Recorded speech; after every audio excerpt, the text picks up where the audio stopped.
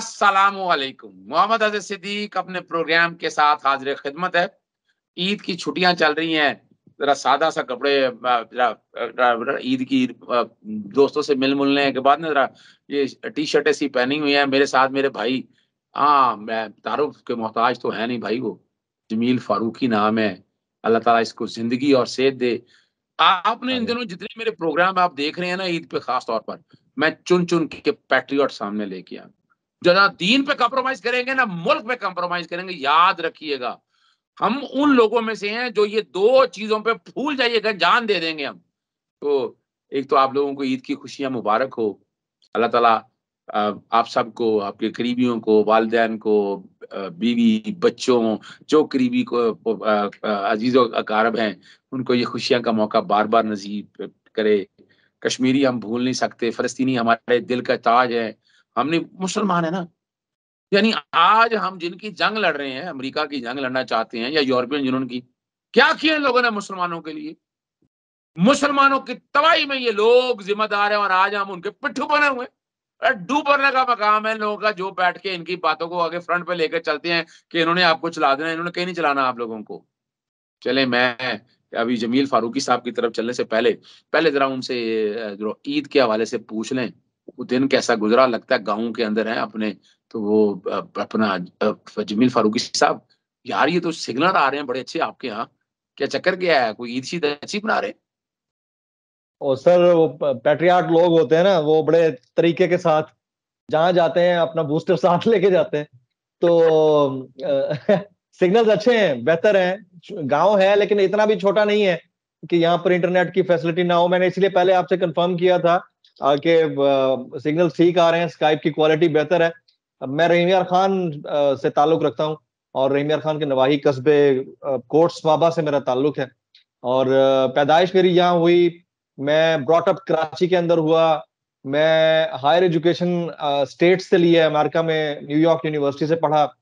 اس کے بعد گرومنگ میری لاہور کے اندر ہوئی ہے اور میں آج کل مارکیٹ اسلام آباد کے اندر ہو رہا ہوں. تو بس یہ چھوٹی سی کہانی ہے. عید آپ کی طرح ہم کسی طرح سے سو کے گزاری ہے. بنا رہے ہو، یہ بڑی بات ہے یار.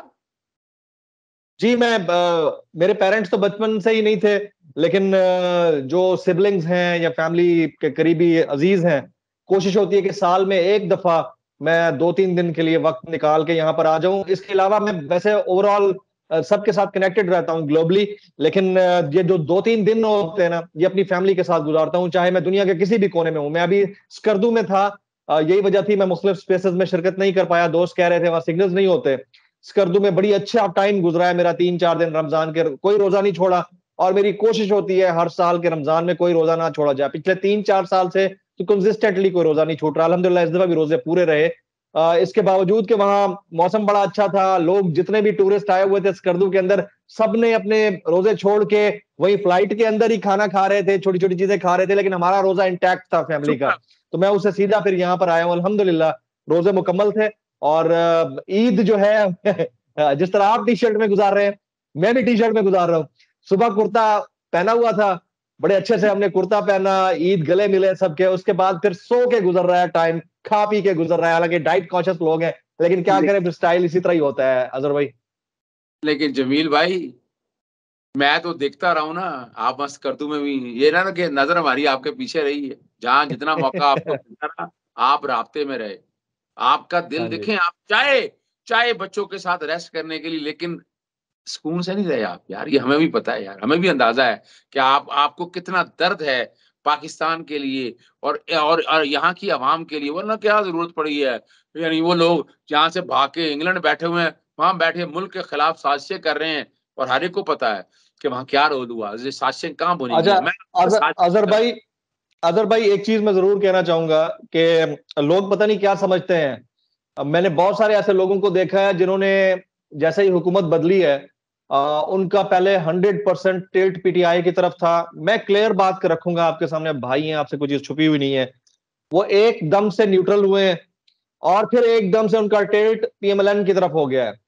دنیا کا کوئی بھی شخص ڈوبتی کشتی کے ساتھ کھڑا نہیں ہوتا، لیکن جس کی آبزرویشن سٹرانگ ہوتی ہے اور جو حق کے ساتھ کھڑا ہوتا ہے، وہ کبھی بھی اپنا راستہ نہیں بدلتا ہوتا. میں آپ کو ایک بات بتاؤں کہ ہمیں بڑے تھریٹس آئے ہیں, ہمیں بڑی کالز آئی ہیں, بڑے میسجز آئے ہیں کہ آپ یہ کیا کر رہے ہیں, ہمیں اسکرین شاٹس تک بھیجے گئے ہیں کہ آپ نے یہ کیا ٹویٹ کیا ہوا ہے. تو میں آپ کو کلیئرلی بتا رہا ہوں, نہ تو میرا تعلق پاکستان تحریک انصاف سے ہے, نہ میرا تعلق پاکستان مسلم لیگ نواز سے ہے, نہ میرا تعلق تحریک لبیک پاکستان سے ہے, نہ میرا تعلق پاکستان پیپلز پارٹی سے ہے. میں اس ریاست کے ساتھ کھڑا ہوں, میں اسٹیٹ کے ساتھ کھڑا ہوں. اگر کہیں پر کوئی بھی کوئی غلطی کمی کوتاہی کرے گا تو اس کو میں ہائی لائٹ کروں گا, چاہے وہ کسی سے بھی ہوئی ہو. اور اس دفعہ جو غلطی ہوئی ہے اس کا خمیازہ شاید ہماری نسلیں بھگتیں گی. اور یقین کریں کہ میں جب سکردو کے اندر بھی تھا تو دل میں ایک کسک ہے اور ایک پریشانی ہے, پشیمانی ہے کہ یہ جو کچھ ہوا پچھلے 3-4 ہفتے کے دوران, کیا ہم اس کا ڈینٹ اگلے آنے والے 100 سال کے اندر ریپیئر کر پائیں گے؟ ہم کس طرح کے لوگ ہیں کہ ہمیں سچ کو سچ کہنا نہیں آتا, ہم غلط کو غلط کہنے کی صلاحیت نہیں رکھتے, اور ہم میں سے اکثر یہ کہتے ہوئے پائے جاتے ہیں کہ جی فلاں تو فلاں کا چمچہ ہے, مجھے بتائیں عمران خان نے کسی کو کیا دے دینا ہے؟ As a journalist Imran Khan نے آپ کو ہمیں کسی اور کو کیا دے دینا ہے؟ کچھ بھی نہیں ہمیں یار. پتا ہے کہ ایک بندہ پچھلے 50 سال میں, یہی میں بتاتا چلوں جمیل, آپ امیجن کر لیں کہ آپ اسلام آباد آنا جانا رہا ہے, اپنا میجر کا ہوٹل یا خرچہ حرام ہے, 1 روپیہ کسی سے اس حوالے سے لیا ہو, اپنی جیب سے لگا کے جاتے رہے ہیں اور اپنی جیب سے بیٹھ کے یہاں. ٹھیک ہے کئی کیسز کے حوالے میں اگر معاملات رہے ہیں وہ اپنی جگہ پر رہے ہیں, لیکن یہ دیکھنا ہمیں تو کچھ نہیں دیا نا, ہمیں تو کوئی پلاٹ نہیں ملے نا, ہمیں تو کوئی کوٹے نہیں نہ ملے, ہمیں تو کوئی ڈیزل کا پرمٹ نہیں ملا. یہ تو حقائق ہے یار, اور یہی وجہ ہے. اور عمران خان صاحب کی کامیابی کی یہی وجہ ہے کہ خاموش جو ایک لوگ ہیں نا, آپ جیسے ہم جیسے لوگ, وہ خاموشی سے ساتھ کھڑے ہیں, انہیں کوئی غرض نہیں ہے, اس لیے کہ وہ ایک اظہر بھائی میں آپ کے یوٹیوب چینل پہ نا آج ایک چیلنج رکھنے جا رہا ہوں تمام پبلک کے سامنے. میرا نام جمیل فاروقی ہے, میں ایک مڈ ایج کا آدمی ہوں, میں highly qualified citizen of Pakistan ہوں. آج میں آپ کے سامنے ایک اوپن چیلنج رکھنے جا رہا ہوں. پاکستان کیا دنیا کے کسی بھی بینک میں جا کر میرے نام سے میرے NIC سے سرچ کریں کہ میرے کتنے اکاؤنٹ ہیں اور میری کتنی پراپرٹی ہے. آج تک میں نے اپنا گھر نہیں بنایا ہے, میں کرائے کے گھر میں رہتا ہوں. میرے والد صاحب ایک اسکول ٹیچر تھے, میری والدہ ایک اسلامک اسکالر تھی. میں چیلنج کرنے کے لیے تیار ہوں, میری جو مہینے کی تنخواہ ہے وہ بھی ڈکلیئرڈ ہے, ڈکلیئرڈ اس طرح سے کہ میں ٹیکس پیئر ہوں, اور کرتے ہوں نہ کرتے ہوں میں ٹیکس پے کرتا ہوں. آپ جا کر چیک کر لیں کہ اس بندے نے آج تک کیا بنایا ہے پچھلے 30 سال میں 32 سال میں جب سے میں اس دنیا میں آیا ہوں. دیکھ لیں, میں کلیئر اوپن چیلنج دیتا ہوں. میں اپنے تمام صحافی بھائیوں کو کہتا ہوں آئیں اور ڈکلیئر کریں اپنے ایسٹس. خدا کی قسم اٹھا کر کہہ رہا ہوں, میں نے پورے روزے رکھے ہیں, میں چیلنج کرنے کے لیے تیار ہوں. میرے گھر والے مجھے کہتے ہیں کہ تو کیسا صحافی ہے, نہ تو چائے پیتا ہے, نہ تو سگریٹ پیتا ہے, نہ تو ڈرنک کرتا ہے, اور نہ تیرے سے پیسہ بنایا گیا ہے. تو کیسا صحافی ہے کہ تو وزیر اعظم کے ساتھ اٹھتا بیٹھتا ہے, آخری موقع پر وزیر اعظم کے ساتھ رہا ہے, اور تیرے پاس کچھ نہیں ہے, تیرے پاس اپنا گھر بھی نہیں ہے. تو اس سے بڑا چیلنج کوئی نہیں ہو سکتا. میں کہتا ہوں کہ آپ اٹھائیں, جتنے بھی آپ کے مین سٹریم پاکستان کے جرنلسٹ ہیں جنہوں نے آج تک بہت کچھ بنایا, جو دوسروں کے پیسوں کے اوپر عمرے بھی کرتے رہے, آپ انہیں کہیں کہ ڈکلیئر کریں. میری اپنی گاڑی تک نہیں ہے, یہ بھی میں آپ کو بتا دوں, میری اپنی گاڑی تک نہیں ہے. اس سے بڑی بات نہیں ہوتی ہے. It's an open challenge. آپ نے یہ جو چیلنج دیا ہے ناظرین, یہ چیلنج سب کے لیے ہے, جو آج سے ابتدا ہے, اور میں اس بات کو آگے لے کے چلوں گا, میں ڈیمانڈ کرتا رہوں گا. میں جتنا مجھے موقع ملا میں یہ ڈیمانڈ کرتا رہوں گا کہ جمیل فاروقی نے میرے پروگرام میں آ کر یہ اتنا بڑا چیلنج دیا ہے. یہ ضرورت نہیں ہے, مجھے پتا ہے, قوم کو پتا ہے کہ جمیل فاروقی کس کا نام ہے. جمیل فاروقی نے اس معاشرے کے اندر عدم برداشت کس طرح پھیلائی, الزام لگائے ان کے اوپر کہ طریقہ لبیک پاکستان کے حوالے سے, لیکن باخودہ مجھے پتا ہے حرمت رسول پہ ہر کوئی جان دینے کے لیے قربان ہے. کس طرح لڑائیاں مار کٹائی ہیں, اور کس طرح اس کو وائلنس, لیکن کس طرح اس انسان نے جمیل وہاں بیٹھ کر ثابت کیا وائلنس نہیں ہے. کچھ لوگ بیچ میں ایسے ہیں جو خراب کرتے ہیں ماحول کو, اور انہوں نے بڑے آسان طریقے سے. جمیل میں آگے چلنے سے پہلے تمہارے پاس ایک ڈیمانڈ رکھنے لگا ہوں. دیکھیں پاکستان تحریک انصاف اسلامک فوبیا کے حوالے سے عمران خان نے, میں آپ کو پتا ختم نبوت پہ سوال ہی پیدا نہیں ہوتا, فیس بک بلاک کرائی, ختم نمبر توبہ نعوذ باللہ بلاسفیمی کے اوپر, حضور نبی صلی اللہ علیہ وسلم ذات کے اوپر اپنا کارٹون وغیرہ بنانے کے حوالے سے, اور کئی معاملات میں. اب میں اوریا مقبول جان کے ساتھ, نذیر غازی کے ساتھ, شہید مہدی تھے, میں اپنا پیمرا کے اندر وہاں جا کے پیش ہو کے ہم نے لڑائیاں لڑی ہیں. میں ایک ڈیمانڈ آپ کے سامنے رکھنے لگا ہوں، اور میں بڑے سچے دل سے، میں نے یہ جو ملاقات عید سے پہلے میری عمران خان صاحب سے ہوئی تو میں نے انہیں کہا کہ آپ کو علماء کونسل ایک بنانی ہے، آپ کو اپنے علماء کو ایکٹیویٹ کرنا ہے، آپ اتنا بڑا کام لے کے چل رہے ہیں پوری دنیا کے اندر جو آپ نے کام کر دیا ہے، لیکن کیا وجہ ہے کہ ہم مکتبہ فکر کے لوگ تحریک لبیک پاکستان جو ہے نا وہ یہی کر رہی ہے، اور مولانا علامہ خادم صاحب رضوی کی پوری زندگی اسی میں گزر گئی ہے، لیکن جو ایک ذہنی طور پر اختلاف آیا وہ حکومت میں ہونے کی وجہ سے آیا ہے۔ آج میں تم سے ایک ڈیمانڈ کر رہا ہوں، میں نے آج عمران سر خان صاحب سے بھی ریکویسٹ کی ہے، میں آپ سے بھی کہوں گا کہ خدا را ان کو قریب لائیں، تحریک لبیک پاکستان کو، عمران خان صاحب کو بھی۔ نظریہ ایک ہے نا، وہ وائلنس چھوڑ دیں گے، وائلنس میں نہیں سمجھتا وائلنس ان کی طرف سے ہے، وہ انٹینشنلی ہے، کچھ لوگ ایسے ہوں گے، لیکن ان کو لانا ہے قریب۔ ہم نے اس بات کو، دوسری طرف کون لوگ کھڑے ہیں، یعنی پاکستان مسلم لیگ بھول جائیں ہم کہ ختم نبوت کے حوالے سے الیکشن کے ڈیکلریشن ختم کی تھی انہوں نے، بیان حلفی ڈیکلریشن آپ کو یاد ہے، مولانا اللہ وسائل نے اس میں معاملہ 295C کے اوپر انہوں نے بڑی قدغن لگانے کی کوشش کی تھی، آئی ریمبر۔ دیکھا، یہاں سے آپ دیکھیں تو میری گزارش آپ سے یہ ہوگی کہ اس طرف تھوڑا سا کردار اور یو کین پلے، آپ کا جتنا آپ کا میں نے اپنے لنک دیکھا ہے، جو تعلق دیکھا ہے، اسی طرح ایک اور گزارش ہوگی، میں نے یہ بھی بات کی اپنا نا سربت قادری صاحب سنی تحریک کراچی کے اندر ہے، یہاں شاہ احمد نورانی کا بیٹا انس نورانی تو ستیہ ناش کر دیا نا تحریک اہل سنت والجماعت کا، لیکن یہاں باقی لوگ جو یہاں پر موجود ہیں، یعنی خاص طور پر سنی تحریک کے والے سے، کہ ان میں سے عمران خان کے اگینسٹ یہ پوری ایک کنسپریسی ہیچ ہو رہی ہے انٹرنیشنلی، آپ نے ٹویٹ کیا، پہلے آپ اس کے بعد میں اس طرح سوالوں کی طرف آؤں گا، آپ کیا اس میری بات سے متفق ہیں؟ دیکھیں اظہر بھائی، میں آپ کو ایک بات بتاؤں کہ سب کا عقیدہ ایک ہی ہے، چاہے عمران خان صاحب ہوں، چاہے علامہ خادم حسین رضوی صاحب، جن کا مطلب میرے خیال میں دور حاضر کے اندر اتنا بڑا کلیئر بات کرنے والی شخصیت میں نے نہیں دیکھی، جنہوں نے یوتھ کو موبلائز کیا کہ وہ ایک نعرے کے اوپر اکٹھے ہوں، اور وہ لبیک یا رسول اللہ کا نعرہ تھا، اس میں تو کوئی دوسری رائے نہیں ہے۔ ختم نبوت ایک ریڈ لائن ہے، اس ریڈ لائن کے اوپر جتنا اوپن اینڈڈلی کنونس کیا خادم حسین رضوی صاحب یا ان کے خان وادے نے، اتنا اوپنلی کسی نے نہیں کیا۔ بڑا سینسٹیو معاملہ ہے ختم نبوت کا، اور اس معاملے کو بڑا سنجیدگی سے دیکھنا چاہیے آپ کو بھی اور ہمیں بھی۔ ابھی اس وقت جو سچویشن بن گئی ہے، خاص طور پر مسجد نبوی والا جو معاملہ تھا، اس کو بھی میں گزارش یہ کروں گا کہ ہمارے جو تحریک لبیک پاکستان کے دوست ہیں، ہم سب بڑے حساس ہیں اس معاملے کے اوپر، ہم سب اس معاملے کے اوپر بڑے حساس ہیں کہ مسجد نبوی کی کیا سینٹیٹی ہے، روضہ رسول صلی اللہ علیہ وآلہ وسلم کی کیا شان ہے، اور وہاں پر کیا ہونا چاہیے اور کیا نہیں ہونا چاہیے۔ لیکن بڑی باریکی سے اس چیز کو دیکھیے کہ آپ اس بات کے پردے میں کن لوگوں کو ڈیفینڈ کر رہے ہیں، کن شکلوں کو ڈیفینڈ کر رہے ہیں، وہ شکلیں جنہوں نے 295C کے اوپر قدغن لگانے کی کوشش کی تھی ان کے وزیر قانون نے۔ آپ اس بات کے چکر میں، یعنی خان صاحب، جو کہ میں خان صاحب کو بڑے قریبی طور پہ جانتا ہوں کہ وہ شخصیت ہیں جنہوں نے اسلام فوبیا کے اوپر نیریٹو بلڈ کیا، انٹرنیشنلائز کیا، اور ایک دن کو ریکگنائز کروایا۔ میں مانتا ہوں کہ اس دن ریکگنائز کروانے کی ایک سمبولک اہمیت ہے، لیکن یہ بھی بڑا کام ہے بھٹو کے بعد آج تک کسی نے نہیں کیا، وہ خان صاحب کر گئے ہیں۔ اس کے بعد 2 OIC کانفرنسز پاکستان میں کر گئے ہیں، اس سے بھی بڑا کام آج تک کسی نے نہیں کیا، 40 سال میں کوئی نہیں کر پایا تھا۔ تو اگر ہمارے تحریک لبیک پاکستان کے دوست یہ سمجھتے ہیں کہ یہ تو سمبولک چیزیں ہیں، اس سے کچھ نہیں ہو سکتا، تو میں آپ کو بتاؤں کہ ہر بڑے کام کی ابتدا عملاً نہ صحیح کم از کم سمبولک طریقے سے ہو سکتی ہے، جو کہ عمران خان نے کی ہے، آپ کے باقی پاکستان کے وزرائے اعظم میں بھٹو کے بعد اور کوئی نہیں کر سکا تھا۔ اس چیز کو تو آپ اپریشیٹ کریں۔ اور وہ خان صاحب آپ کی نظر میں چاہے جیسے بھی ہوں، اس کی میں ریزن بتاتا ہوں، یہ بڑا سینسٹیو میٹر ہے، لیکن میں اس پہ بات کرنا ضرور چاہوں گا کہ ہمارے جو اہل سنت برادری کے لوگ ہیں وہ سمجھتے ہیں کہ آسیہ مسیح کو یہاں سے باہر بھیجنے میں عمران خان کا کردار ہے۔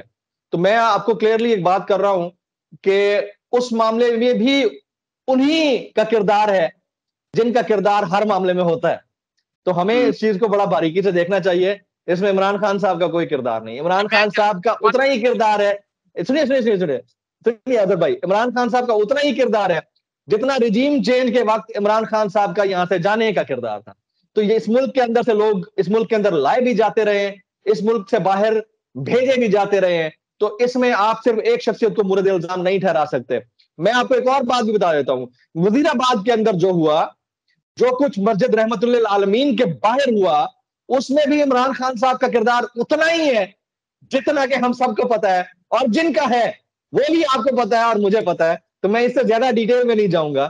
تو ہمارے وہ بھائی جو بڑے سینسٹیو ہیں، اور ہم سب سینسٹیو ہیں ختم نبوت کے معاملے کے اوپر، روضہ رسول صلی اللہ علیہ وآلہ وسلم کی شان کے معاملے کے اوپر، ناموس رسالت کے معاملے کے اوپر ہم سب بہت زیادہ سینسٹیو ہیں۔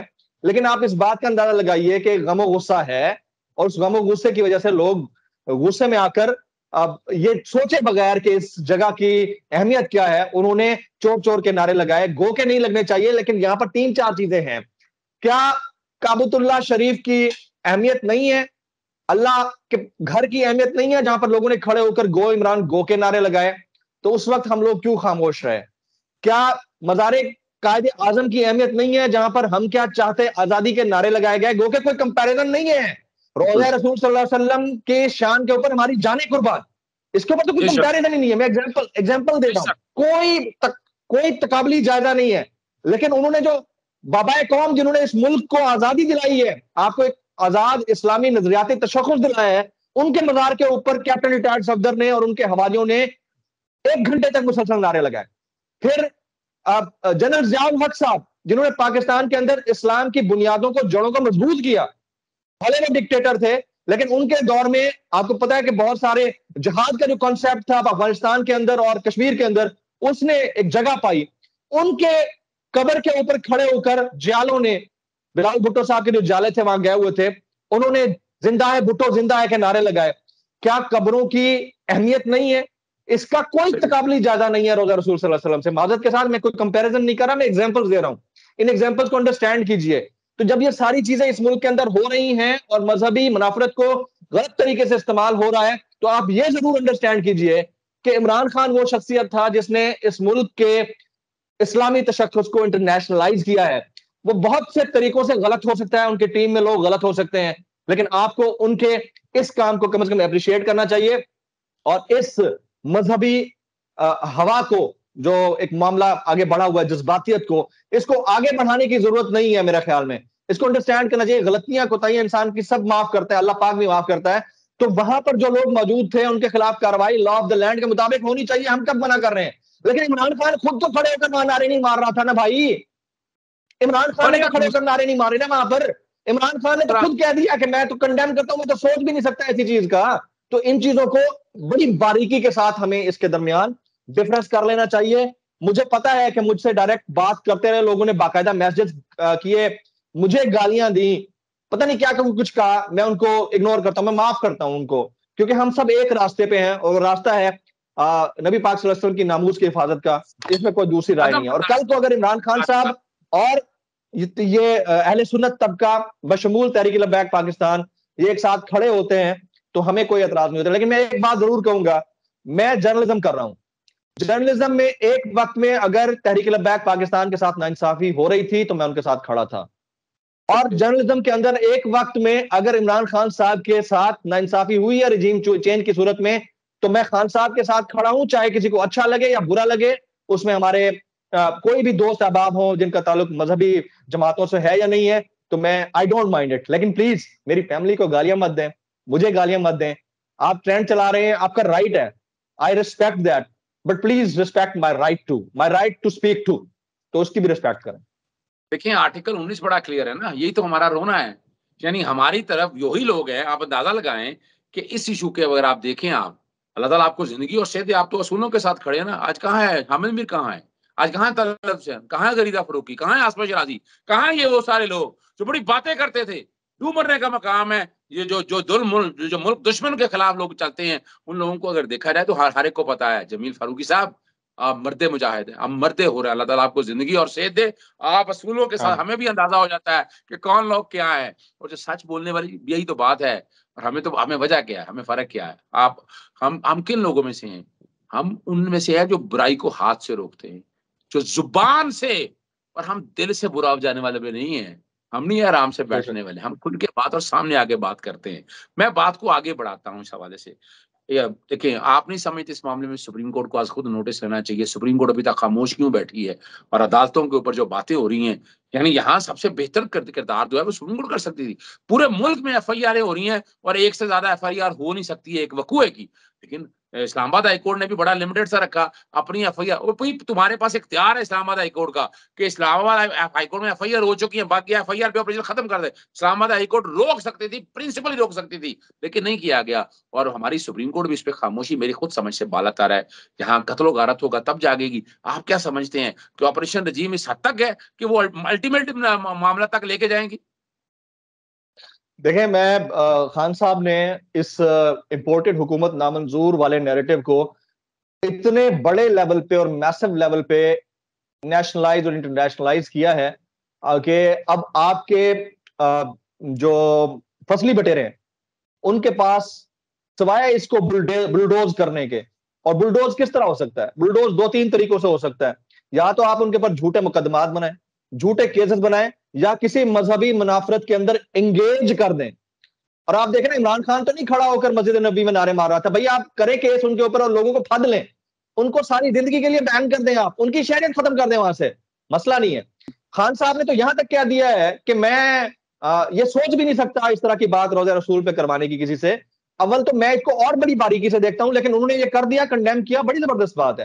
تو اس ساری سچویشن کے بعد کے اندر کسی کے پاس اگر واحد ایک آپشن تھا خان صاحب کو گرل کرنے کا, ان کے خلاف مقدمات یا کیسز بنانے کا, تو وہ مذہبی جنون کے ذریعے تھا. وہ کیسے ہو سکتا ہے؟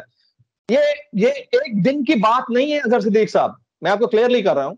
یہ آج سے 3 دن پہلے جو مسجد نبوی کے اندر واقعہ ہوا ہے, یہ ایک دن کی بات نہیں ہے.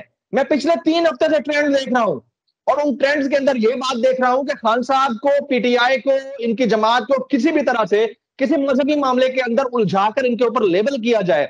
اب آپ بتائیں, کسی بھی الٹو کے پیچھے عمران خان کی تصویر لگا کے اس کے ساتھ پیس بھی اپان لکھ دینے سے کیا وہ پی ٹی آئی کا بندہ ہو جائے گا جس نے یہ لکھا ہوگا استغفر اللہ ثم معاذ اللہ؟ کوئی بندہ یہ سوچ بھی سکتا ہے کہ آپ خدا نہ خواستہ معاذ اللہ ان کے نام کے ساتھ پیس بھی پانے میں لکھ کر آپ یہ ثابت کرنا چاہ رہے ہیں, لوگوں کے دلوں میں نفرت پیدا کرنا چاہ رہے ہیں؟ آپ کو نہیں پتا, ہمیں نہیں پتا یہ چیز کہاں سے شروع ہو رہی ہے. اور یہ ایزیسٹ وے ہے کہ آپ 10-8 ان کے خلاف, ایک بندہ اگر 5 حلقوں سے جیت سکتا ہے نا بلا مقابلہ, یا ان کو کلین چٹ دے سکتا ہے, کلین سویپ کر سکتا ہے, تو اب جو واقعہ آئے گا وہ 10 سیٹوں سے بھی کھڑا ہوگا تو 10 سیٹوں سے جیت جائے گا. اب آپ بات کر رہے تھے ہماری معزز عدلیہ کی, تو میں صرف ایک بات کہنا چاہوں گا کہ آج میرے کسی دوست نے مجھ سے پوچھا کہ یار کل عید ہے, آپ عید منانے کی تیاری کر رہے ہیں؟ کل پوچھا تھا, بلکہ آج تو عید ہے, بہرحال کل پوچھا تھا کہ آج عید ہے, عید ہونے جا رہی ہے, تو آپ عید منانے کی تیاری کر رہے ہیں؟ میں نے کہا بھائی چاند تو کنفرم ہو گیا ہے کہ 30 روزے ہو گئے, تو عید جو ہے اگلے دن ہی ہوگی, لیکن کوئی نہیں پتا رات کے 12 بجے کوئی اٹھ جائے اور کہہ دے کہ اے سالے چند نو واپس گھسیڑ دیو, کوئی لوڑ نہیں ہے کہ چند نظر نہیں آیا. تو یہ معذرت کے ساتھ بغیر کسی کا نام لیے میں اتنا ضرور کہوں گا کہ ہمیں باہر نکلنا چاہیے ان چیزوں سے. اب لوگ بچے نہیں ہیں, لوگوں کو اندازہ ہے کہ کہاں کس طرح سے کیسے کس انداز سے فیصلے ہوتے ہیں. ہمیں اندازہ ہے, ہمیں اس نہج تک کیوں لے کے جا رہے ہیں کہ ہم بھٹو صاحب کی پھانسی کو جوڈیشل مرڈر کا نام دیتے رہے ہیں, بعد میں دیتے رہے ہیں نا, آج تک ہم اس فیصلے کو غلط کہتے ہیں نا, تو کل کو تاریخ ان فیصلوں کو بھی غلط کہے, اس سے واپس آ جائیں, اس سے نکل جائیں. میں تو اتنا کہوں گا, اس سے زیادہ کہنے سے میرے تو پر جلتے ہیں, آپ تو وکیل ہیں, آپ کچھ بھی کہہ سکتے ہیں. اظہر بھائی بہت شکریہ آپ کا. اب آخری حصے کی طرف چلتے ہیں, اور وہ کریڈٹ ٹو یو کہ فاکس نیوز کی سٹوری سب سے پہلے آپ نے بریک کی, اور میں جو کہ لیگل ٹیم میں موجود تھا, تو عمران خان صاحب نے اس وقت فیصلہ ہوا کہ وہ خود بھی اس معاملے کو اور سارا آپریشن چینج رجیم کا ایک ایک چیز سامنے آ گئی. اب تو کوئی ڈاؤٹ نہیں رہ گیا, اس کے علاوہ ایویڈنس اور کیا ہو سکتی ہے. اس کے بعد سردار محمد جعفر خان لغاری ہیں, انہوں نے باقاعدہ لکھا کہ میں اس وقت یہ بات ہو رہی ہے روزوں کے دوران, جب عید سے پہلے, میں اس وقت 4 منحرف اراکین, 13 نون لیگ, 3 پیپلز پارٹی اور باپ دو کے اراکین اسمبلی سمیت ایک اختار پارٹی میں موجود ہوں. امریکی اعتراف کے بعد پریشان ہے کہ ہم پر غداری کا ٹیگ لگ جائے گا. ہم اس حکومت سے راہیں جدا کرنا چاہتے ہیں, ورنہ یہ حکومت ہمیں کبھی معاف نہیں کرے گی. میں منحرف رکن نہیں, اپنے قائد عمران خان کے حکم پر استعفیٰ جمع کرا چکا ہوں. حکومتی اراکین اسمبلی اتنے پریشان ہیں کہ کہتے ہیں کہ ہم نماز عید بھی ادا نہیں کر سکتے, ہمیں سیکورٹی کا مسائل کا ہے. تو کریڈٹ ٹو یو, آپ نے وہ ویڈیو سامنے لگائی, اب کیا کہیں گے؟ آپ تو کہہ رہے تھے پہلے دن سے کہ ان کو تو چہرے چھپانے کے لیے جگہ نہیں مل رہی. Pakistan is always a problem. They got caught trying to be neutral on Ukraine and cozy up to Russia so they can get trade and energy deals. But then remember, there's a new prime minister, right? So the question now is Pakistan's got to make some choices. And the head of Pakistan's army came out and said, go Ukraine. Now, Pakistan's a democracy, but the army keeps a really tight control of politics. So let's see. This is not a good time for Pakistan to try to be neutral. But Trey, you know, the big problem there is also China's inroads into Pakistan. Right. Pakistan needs to support Ukraine, stop looking for deals with Russia right now, limit their involvement with China, okay, and then also stop the anti-American policies that are part of the reason that Imran Khan, their prime minister, got voted out of office a couple weeks ago. So it's time to cool it on the anti-American, pro-Russia policies in Pakistan. This is not the time. What would you say to Pakistan? They've got nuclear weapons, they got a big army, and we're not real happy with them. What is our message to Pakistan?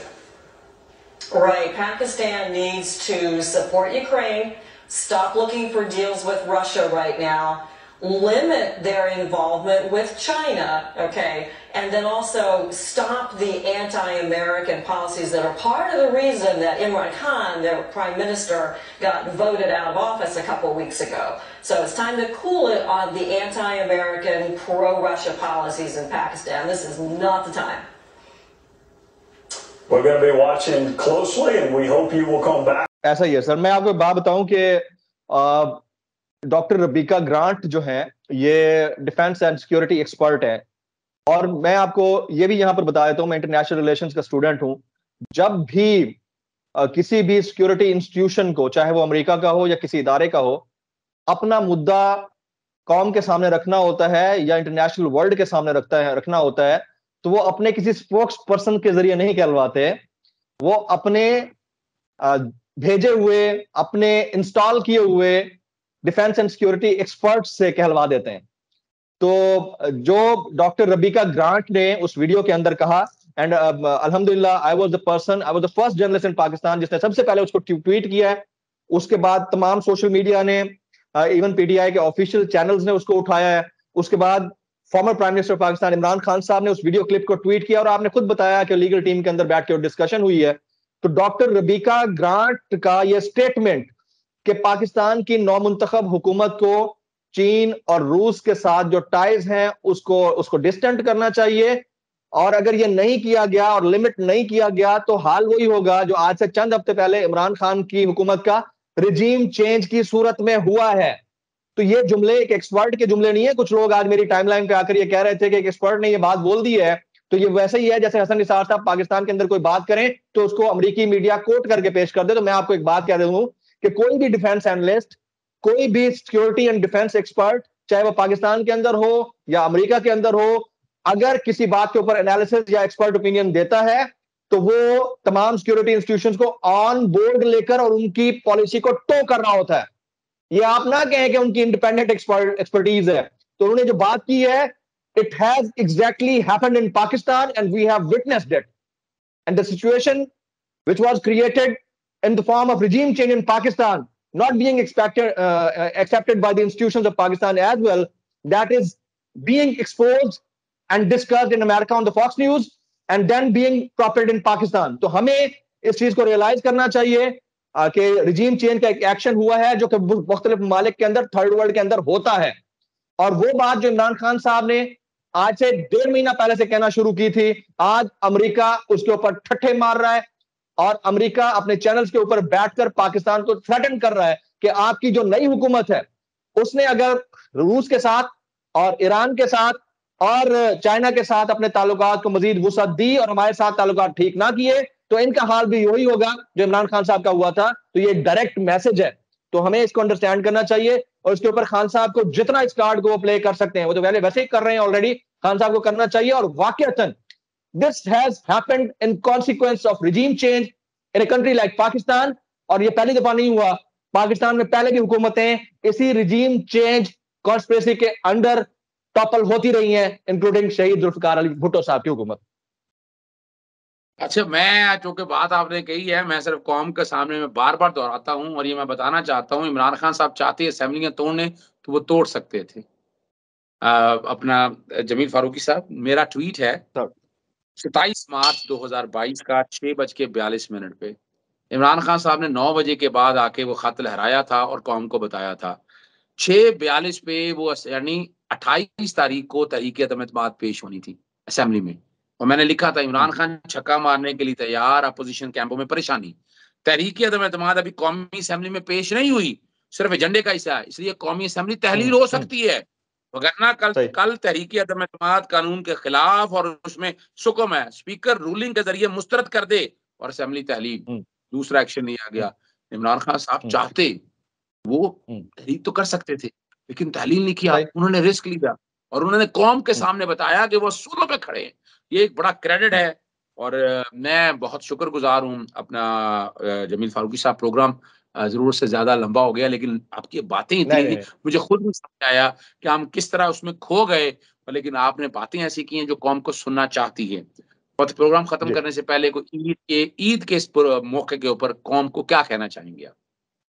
मैं सिर्फ इतना कहना चाहूंगा कि हर वो शख्स जिसने कलमा पढ़ा है, हर वो शख्स जो अल्लाह और उनके रसूल, तमाम अंबिया कराम और आखिरी नबी सल्लल्लाहु अलैहि वसल्लम पर ईमान रखता है, अल्लाह की तमाम इल्हामी किताबों के ऊपर ईमान रखता है, उसके साथ वादा है कि वो जन्नत में जाएगा। तो आप और हम कोई नहीं होते किसी के ऊपर फतवे सादिर करने वाले, चाहे उसका ताल्लुक किसी भी जमात से हो। तो मैं अपने तमाम उन दोस्तों से जो बहुत सेंसिटिव हैं, हम सब सेंसिटिव हैं मजहबी मामले के ऊपर, कि वो आप बगैर सोचे समझे, देखें, आप एक चीज को दुरुस्त करने के चक्कर में किसी और के ऊपर बाकायदा इल्जाम लगा देंगे, तो इसका भी अल्लाह पाक ने मना फरमाया है कि आप डायरेक्ट किसी के ऊपर इल्जाम नहीं लगा सकते, आप फतवा जारी नहीं कर सकते किसी शख्स की नीयत से मुताल्लिक। तो आप और हमको इस चीज के ऊपर एहतियात करनी चाहिए। ये तो बात है मजहब की। वैसे भी मैं आपसे गुजारिश करूंगा कि मैं अगर एक जर्नलिस्ट हूं, अजहर सदीक साहब ओपिनियन मेकर हैं, अगर हम कोई बात करते हैं तो हमारे पास आर्टिकल 19 के तहत राइट है। तो आप कोई नहीं होते हमें ये कहने वाले कि आप तो लिफाफा साहब ही हैं, आपको तो लिफाफा मिल गया होगा, आप तो यूथ ही है, ये जुमले कह गए हैं। तो मैं ये कहना चाहूंगा कि अगर आज से 8 महीने पहले हम हक के साथ खड़े होकर, आपके साथ खड़े होकर आपके हक में बात कर रहे थे, तो आप बताएं कि हम क्या थे उस वक्त और आपने हमें उस वक्त क्या दिया था। जब उस वक्त हमें कुछ नहीं मिला, तो यार अभी भी हमें कुछ नहीं मिला। हम हक के साथ खड़े हैं, आप बात को सहना और समझना सीखें। That's it. बहुत शुक्रिया जमील फारूकी साहब, नौजवानों की आवाज है यार, अल्लाह ताला आपको जिंदगी और सेहत दे। जिस खूबसूरत तरीके से आप बोलते हैं, स्पेसेस में हम आप इकट्ठे, बड़ा वक्त दिया आपने। हम लोगों की तो नींदें देखे ना, 24 घंटों में 3-4 घंटे रह गए थे, 2 घंटे रह गए थे। सिर्फ यही है कि कौम के साथ खड़े थे, कौम की रहनुमाई, कौम पटरी से ना उतर जाए, ट्रैक से ना उतर जाए, और जो जिन लोगों ने गलती की है वो सुधारने का वक्त उनका हुआ चाहता है। इजाजत चाहेंगे। अस्सलाम वालेकुम, अल्लाह हाफिज, पाकिस्तान जिंदाबाद।